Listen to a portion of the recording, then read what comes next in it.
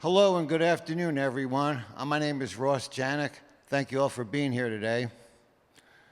I might as well just come out and say to everyone how I feel today. I'm feeling kind of down. Before, this man, this loudmouth guy, was yelling and screaming terrible things at me, and I took it to heart. It was something like, "Ow, you ran over my foot, you stupid jerk, ow!" Something like that. My windows were up. Same thing last week. Guy calls up and leaves a message.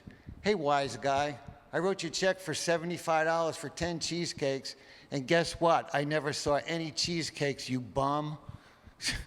Like that wasn't a good price for that. Sometimes you got to do silly things in this world to get by.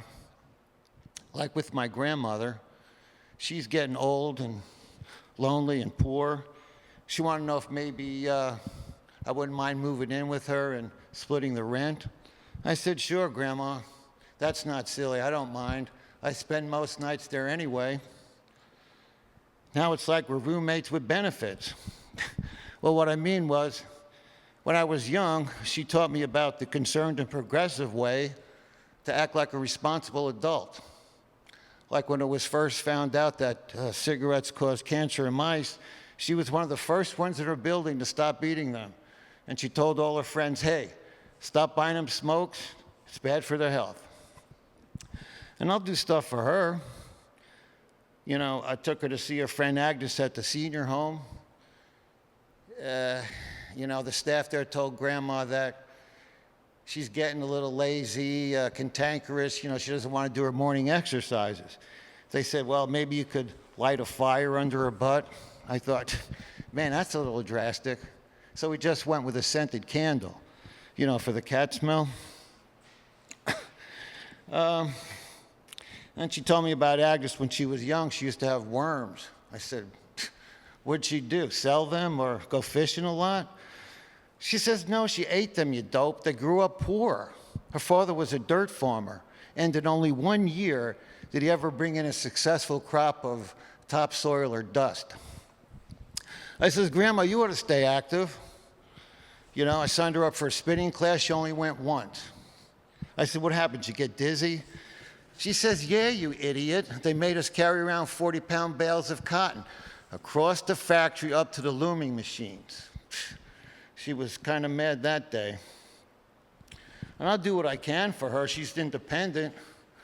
I thought, well, I'll get her a little neon, the light, and the car so people out there could see her.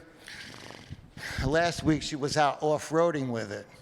Not on purpose. She just doesn't drive that well. Yesterday, my neighbor told me she was out driving around like lightning. I said, "What, fast?"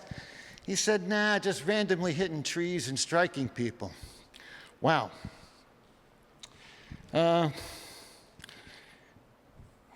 I do whatever I can for her. Like, her bedroom furniture is so old and it's too big for her. I said, "Just go ahead and order some new stuff." So she called me up at work and said, "I ordered 2 hide-a-beds. They'll be there by the time you get home." I said, "Great." I get home, Grandma's in tears. I said, "What happened?" She says, "Well, they delivered them about 4 o'clock today, but now I can't find them. What should I do?" I says, "I don't know. Close your eyes and count to 10. A lot of things today are misunderstood. The kids with the tattoos, the groovings, the piercings. Years ago, if you had a piercing, that meant you lost at a knife fight. And roid rage, that meant your aunt was talking about your Uncle Joe's hemorrhoids, and he was really pissed about it, and he hated everybody. Facebook, that was Grandma's photo album.